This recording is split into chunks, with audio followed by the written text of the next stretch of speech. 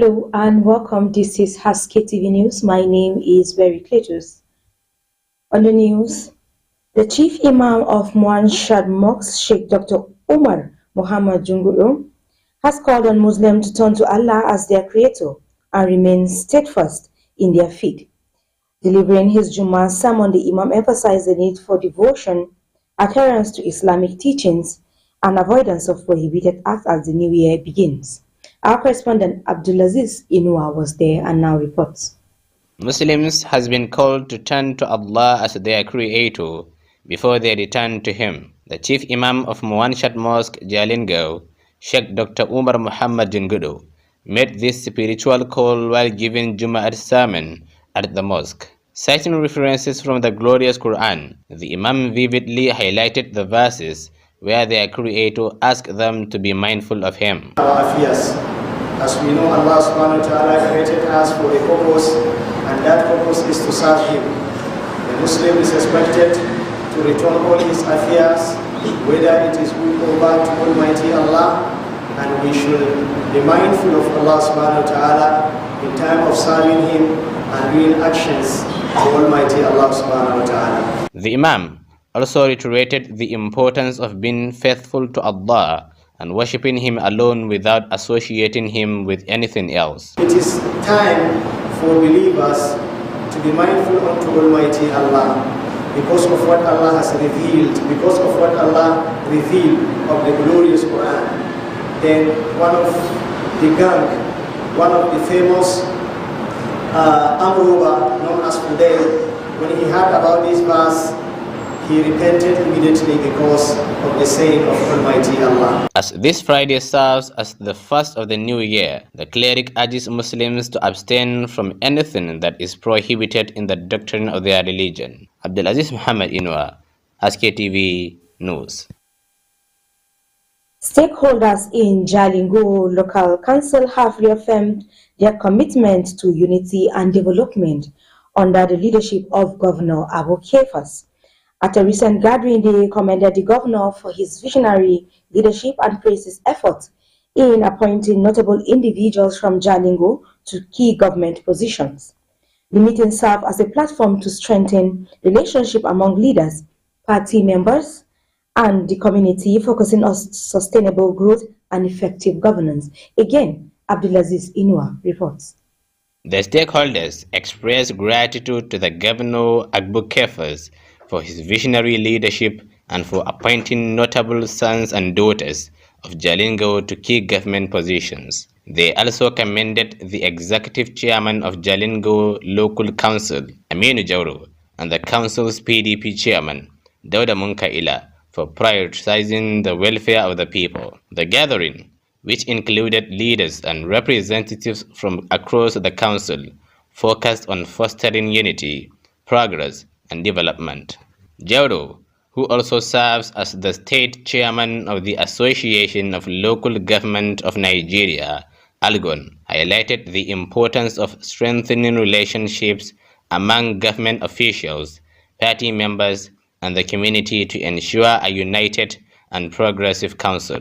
Stakeholders emphasized their shared commitment to PDP ideals and the need for effective governance to address local issues, improve residents' well-being, and promote sustainable growth. This renewed dedication reflects a unified resolve to achieve impactful development under the leadership of Governor Abu Kefas. Abdulaziz Muhammad Inua, Haske-Tv News.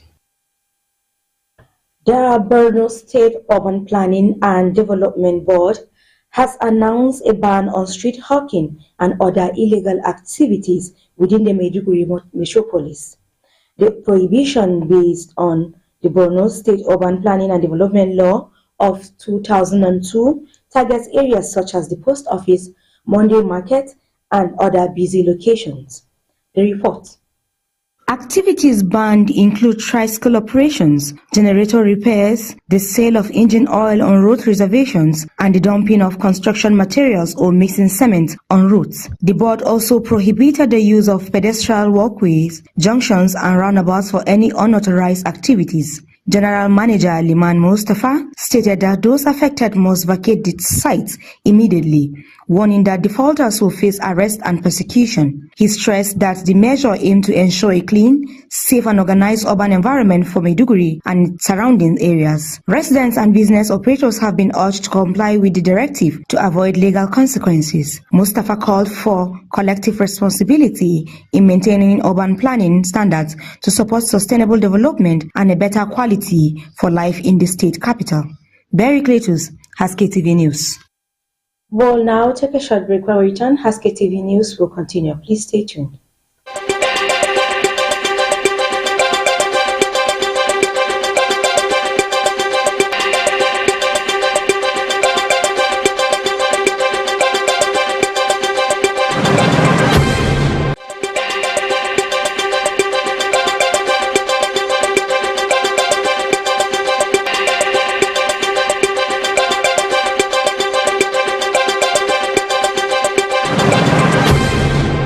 Welcome back. If you're just joining us, this is still Haske-Tv News with Barry Cletus, and now the news continues. The National Agency for Food and Drug Administration and Control, NAFDAC, the counterfeit was flagged after a suspected counterfeit badge of Fesgo 600 milligrams / 600 milligrams 10 milligrams injection labeled with badge number C5290S20. The report.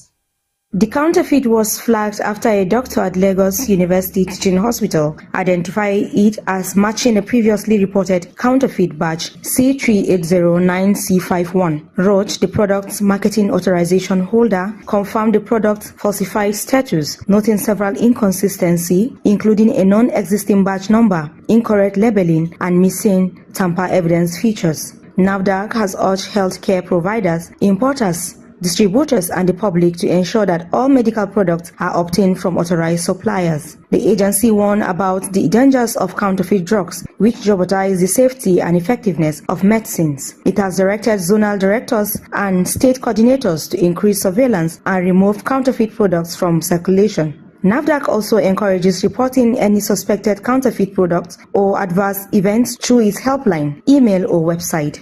Barry Cletus, Haske-Tv News. A wedding in Jigawa State turned tragic when the bride allegedly poisoned food served at the reception, leaving the groom critically ill and resulting in the death of a guest. The incident took place in the Jahun local government area, with eyewitnesses suggesting that the bride's action might have been driven by a personal vendetta. The police confirmed the incident, stating that 2 suspects, including the bride and another woman, have been arrested and are being interrogated by the Criminal Investigation Department. The police public relations officer, Shisu Adam, reported that all wedding attendees who consumed the poisoned food have been discharged from the hospital, except for one who was confirmed dead. An investigation is ongoing and authorities are working to uncover the circumstances surrounding the tragic event. The identities of the deceased, the groom, and other victims have not yet been revealed.